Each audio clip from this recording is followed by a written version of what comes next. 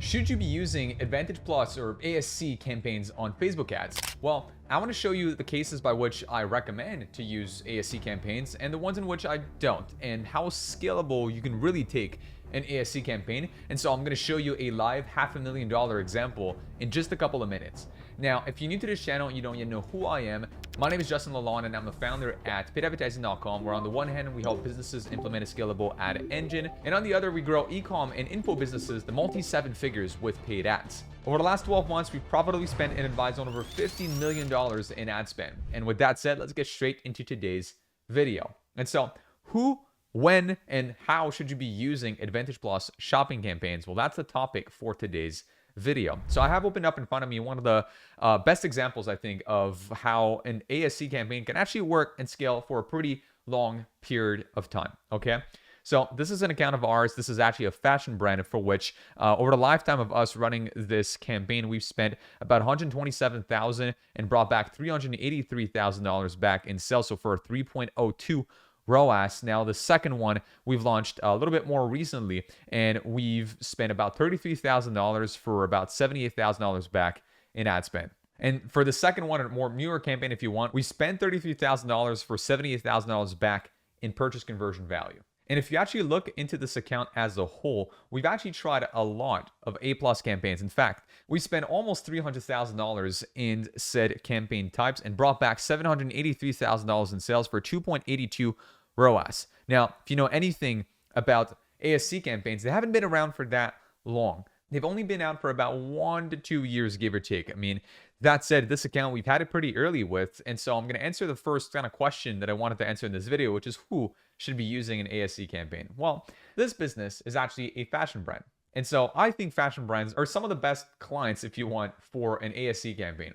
And the reason is an Advantage Plus shopping campaign typically goes after more aware audiences. By nature or by design, it goes after product and most aware customers. And so those are customers who already know that they have a problem or they already know of solutions, and they're just actively looking for a product to fix a certain need, which is really what fashion is about for the most part. So if you've noticed a trend in your ad account where product and most aware creatives are typically the ones that naturally outperform the rest, I would recommend that you try out an ASC campaign because it might actually work great for you. Now, it goes without saying that given how this campaign type is for purchases, then it's mainly targeted to digital product or physical product businesses. And we use it for both business types alike. Now, how do I typically set up an ASC campaign on my side? Well, if I go and click on edit and I scroll down right here, what you're going to see is we're, of course, going to have the purchase conversion event selected. Then I typically stick with 70 click 1-day view. I do not set a cost per result goal ever. For that matter, the reason is, well, when you do so, typically now you add another variable, which means spend is not really going to be consistent on the account. I'd rather favor consistency of ad spend on a day-to-day basis, which helps me see how is Meta allocating ad spend on my different creatives on any given day. And therefore, I use amount spent as like an indicator of success on some of my winning ads. So I'd rather favor consistency of ad spend.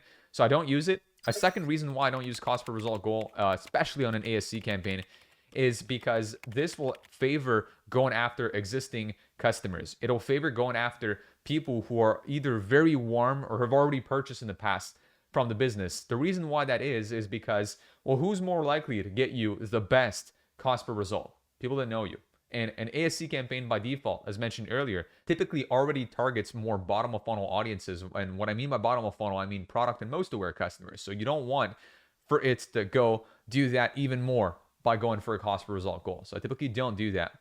Now, if you scroll down, you can set up an engaged and an existing customer audience. So in either of these cases, like an existing customer audience, as an example, this is your customer list from Shopify that you would want to upload right here. Engaged audience, you could actually set up, let's say, website visitors, people who have engaged with your Facebook and Instagram posts but haven't yet bought. So you can define these two if you want. At the very least, I would say define your existing customers audience so that you can see like how much is currently being spent on existing customers versus like new customers and what are the results split between the two. Ad spend, of course, right here. And then finally, existing budget cap. Okay. So this is here. If you're noticing that you're getting too many returning customers on your ASC, I would suggest that you turn this on and you set this to 0% right here so that you are only, or I'll put that into big quotes, only spending on new customers. Now, keep in mind that For this to happen, what Meta will do is it'll look into your defined purchaser segment right here, and it'll exclude all of them so that it doesn't spend on these people.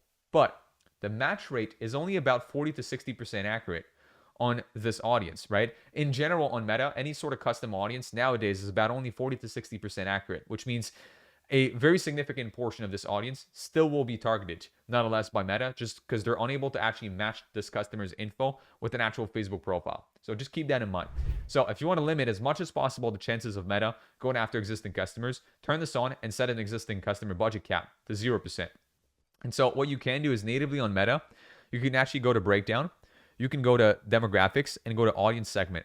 And you can see here, like how much spend versus revenue was generated. So I'm looking at month to date as an example in this campaign from new audience versus existing customers.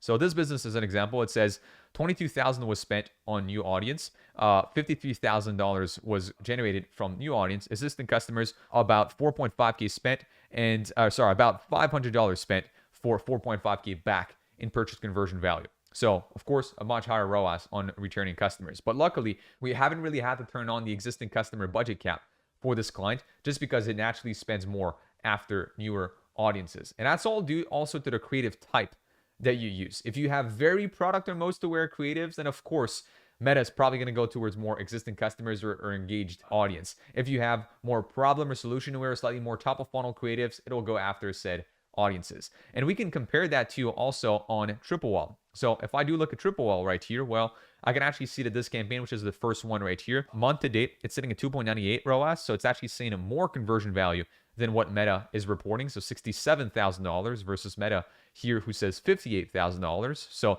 a little bit more. And in terms of ROAS, it says that we have a 1.37 new customer ROAS, which funnily enough is lower than what Meta says. So Meta says there's actually more newer customers than what Triple Wall reports actually being like net new customers. So kind of interesting to see and to compare, the stats between the two. Nonetheless, at a 1.37 new customer ROAS and $63 CPA, we're not doing too bad for this account. All things considered, definitely a little bit of room for improvement, but definitely, again, not bad at all considering their AOV and lifetime value, right? Like AOV right here of $125. They also print everything in-house, with the store. It's kind of print on demand if you want, but they own all the machinery. So their COGS are not the highest, which is definitely good, for these types of metrics.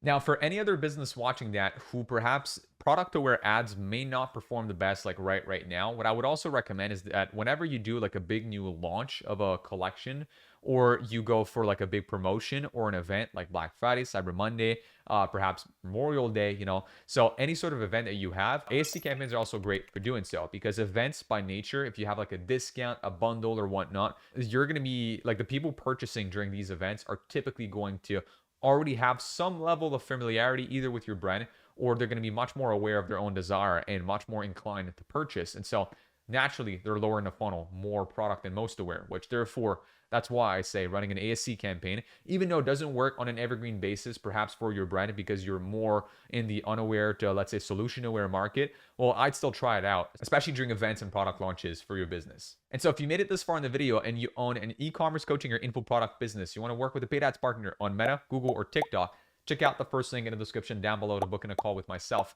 and the team at paidadvertising.com.